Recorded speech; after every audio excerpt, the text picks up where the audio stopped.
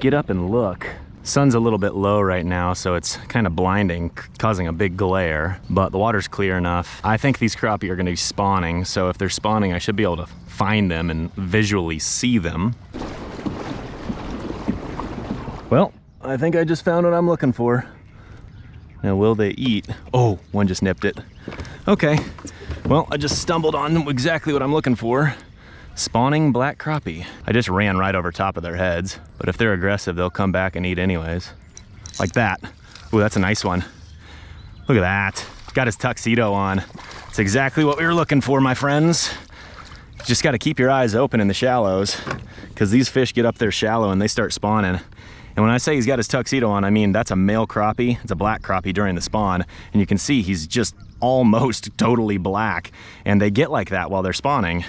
Super, super cool, and I love to see it. You know, I just threw the Donkey Tail Jr. on him, and I'm gonna get him right back down there so he can go protect the eggs. I might keep a few, probably set free most of them though. Is this a bass? Oh no, that's a crappie. That be a crappie.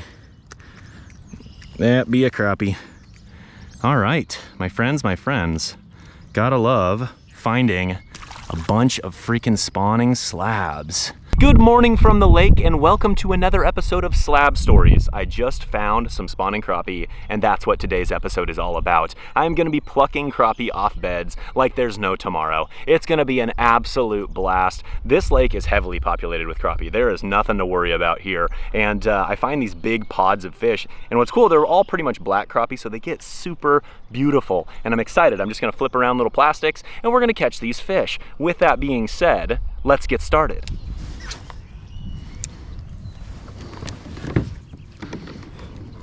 There's one.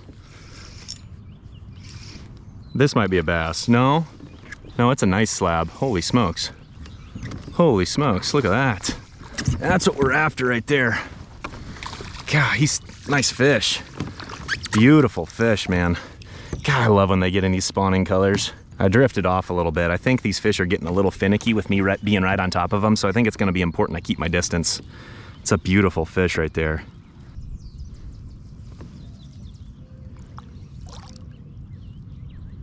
These fish definitely are finicky when I get too close, so the goal is to basically have my vantage point and then just remember where they're at and fish it from a little bit more of a distance. The hard thing is I do like to stand up and just literally watch them eat, because it is easier to detect bites when you literally see them eat, because sometimes these fish bite and they swim towards you and you don't even feel the bite at all. It's funny how they're so easy to see when you're up close, but from a distance I don't even see the fish right now.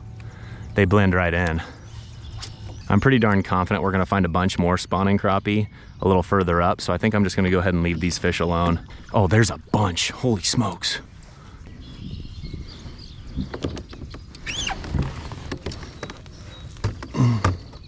I've got an idea. I've got a little slip float rig, which I'm gonna try. There's a fish. Yep, the little slip float rig is gonna be dynamite.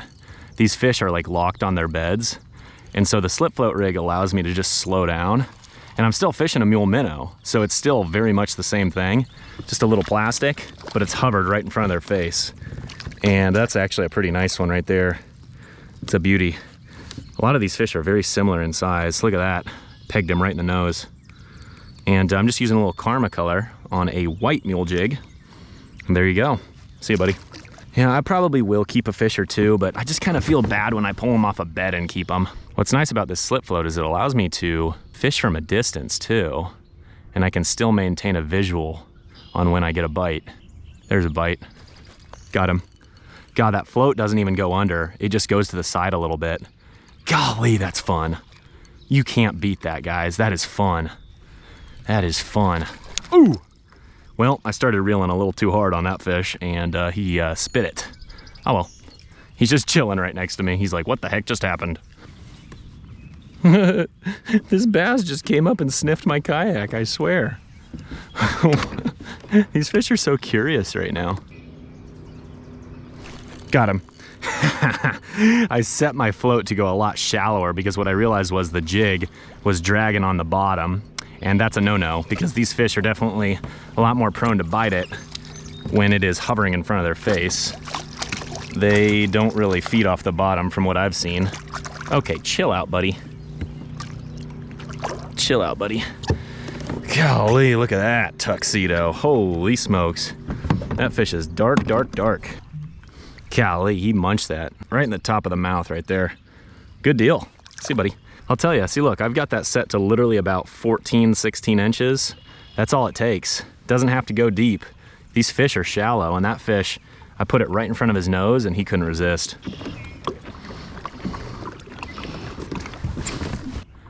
Where are you at, Slabs? No signs of crappie around this dock yet, but I have a feeling these docks up here will be loaded. We'll see. It's interesting. I would have thought for sure we'd be seeing spawning crappie right here, but I'm not seeing a single one. This is all small bluegill around here so far. Don't you guys worry. I have full intentions of picking back up on the pursuit of a 10, but I wanted to start incorporating some crappie content too because I love crappie and I just have not devoted much of my time to them. So I wanted to change that this year, especially around the spawn. Got him. Ha ha ha. If this fish is keepable, I think I'll keep him because he's not guarding a bed. He might be done. I don't know. He might be a little small to keep. He's probably a 10-incher. I might keep this one. He's not actively guarding a bed, so I don't feel too bad about it. Anything 10 to 12 inches that's not guarding a bed, I may decide to put in the old freezer so Dad can have a nice little fish fry with me. Yeah, he's a little short, 9.5 inches. I don't think he's quite big enough to keep. I'm gonna go ahead and drop him in. I'm looking for some consistent fillets. I'm not looking for little fish sticks, man. If I'm gonna keep a fish, it needs to be worth my time. This, my friends, is called dock shooting. Oh yeah. See if any crappie want to eat that. Basically, you grab the jig hook and you just bend your rod and you shoot it under there. There's just not as many crappie back here as I was expecting. If it was like last year, there would have been hundreds of fish right here, but they're just not using this flat as much as they did last year.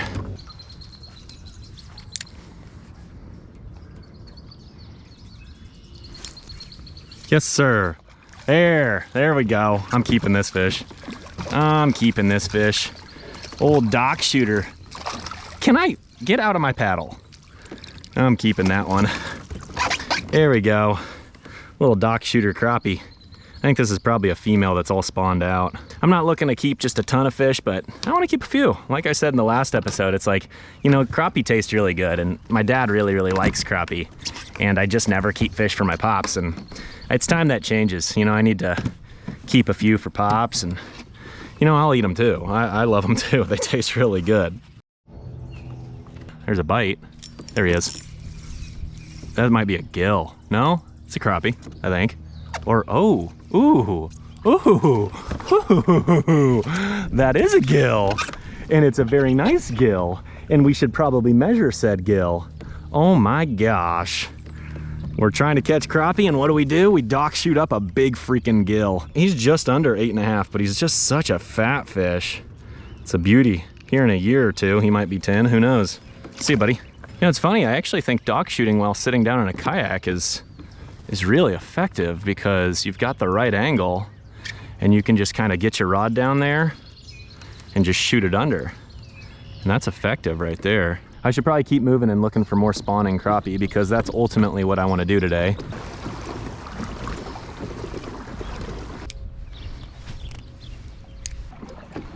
Here's one. It's another giant gill. Holy smokes. It's a big female. Holy crap. Look at that fish. Gosh, she's loaded with eggs. Just absolutely loaded.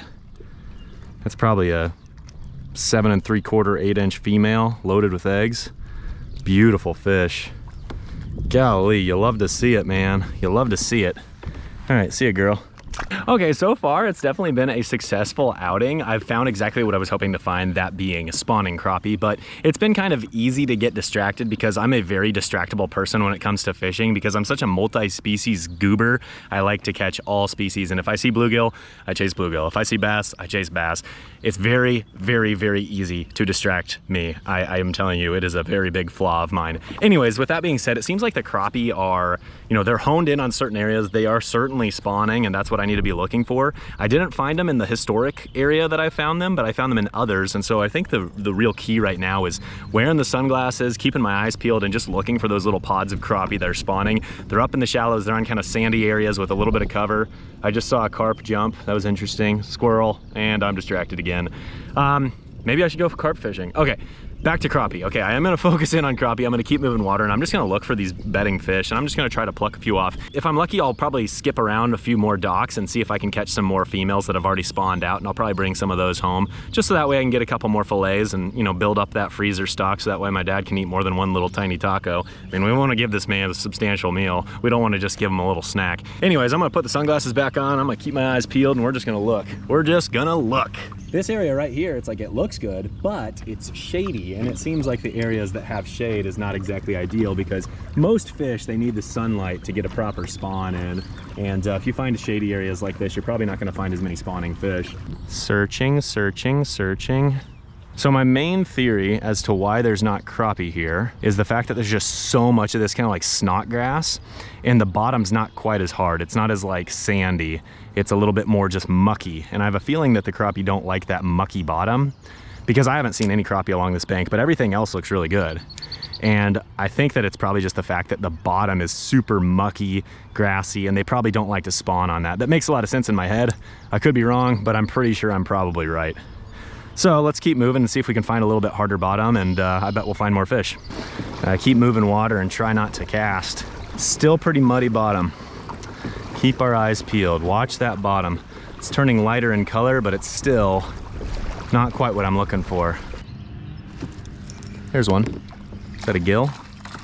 That is a gill. It's a nice gill. Chill out, chill out. There you go. Well, plenty of these guys around.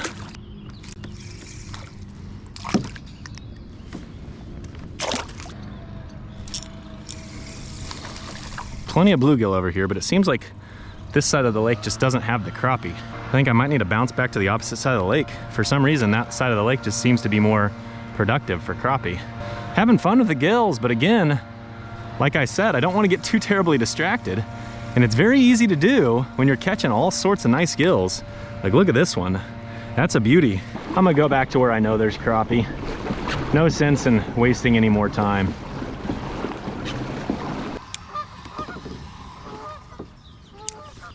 There's one. Oh, dadgummit.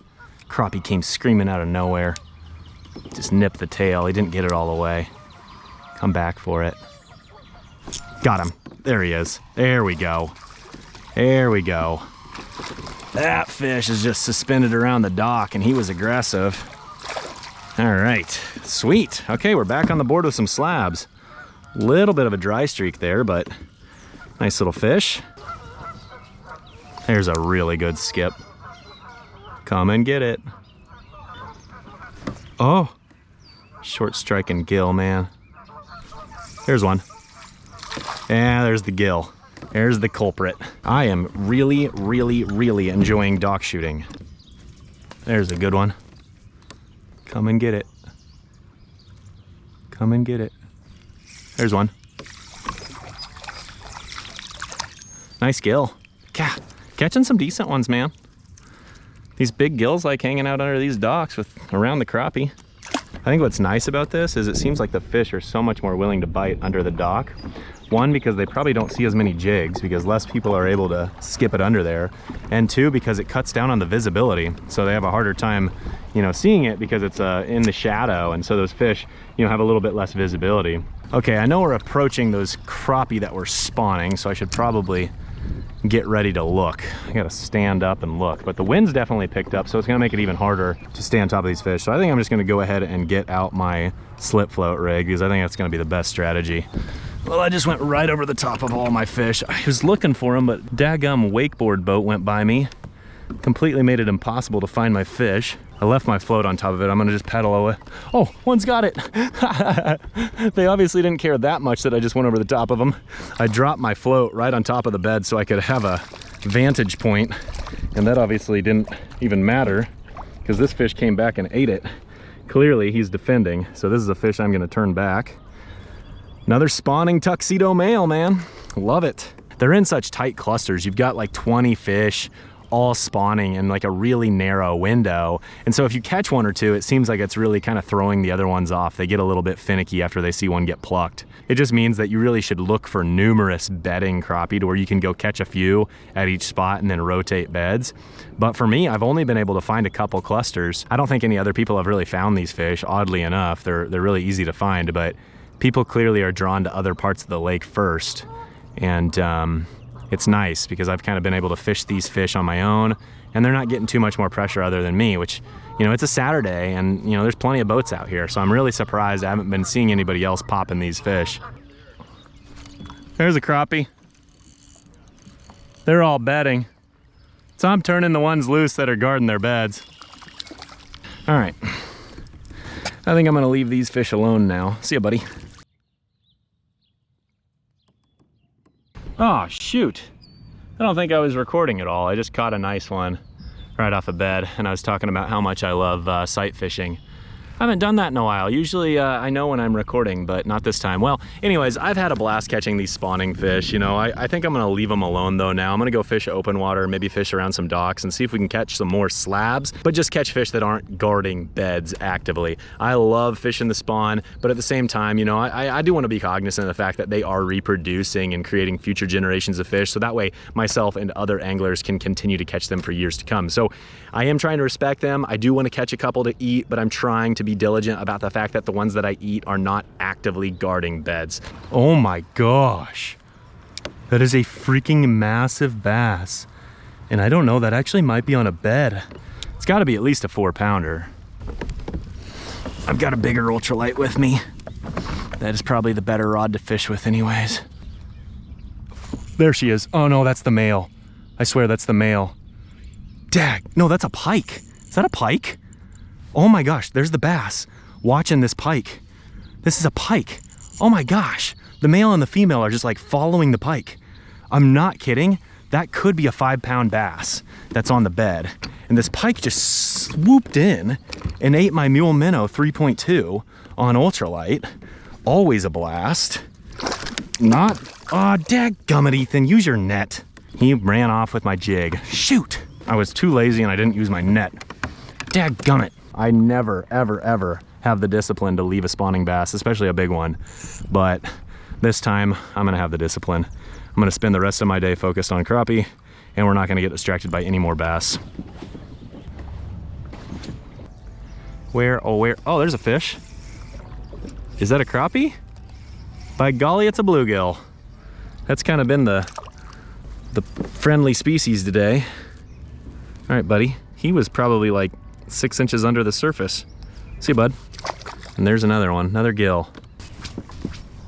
I ended up seeing a handful of crappie cruising around those weeds, but I just wasn't able to make any of them bite. They seemed really finicky. I think they were immediately post-spawn and just totally lockjaw. Either way, if I go back in a week and fish that area, I have a feeling that little weed edge is gonna be where it's happening from a post-spawn standpoint. That being said, today's trip really was a success. You know, my goal today was to catch spawning crappie, and I definitely did that. And that's really where the slip float shined. I really liked that slip float for targeting the actively spawning fish. But the other thing that I discovered today that I absolutely am addicted to already is shooting docks, my friends. Shooting docks with a little mule jig and Mule Minnow is a blast. And I think what's kind of cool about fishing in the kayak is I'm so low to the water that it's super natural and it works really well from a kayak. So that's probably something I'm going to be doing a lot of this summer. If I can find the right bodies of water and I can dock shoot, man, that doesn't get much funner than that. Anyways, definitely another successful trip when it comes to slab stories. That being said, I probably will start to think about bluegill a lot soon. I think throughout the spring and throughout the summer, I'm probably going to do a lot of bluegill and crappie fishing. So stay tuned to more Pursuit of a 10 as well as slab stories. I'm really, really excited for all the panfish opportunities I have around me. I'm obviously excited for bass. I'm obviously excited for pike. At the end of the day, I only have so much time to fish, so who knows what I'm going to get into, but I guarantee you this, we're going to keep fishing. So thank you so very much for watching. We'll catch you next time.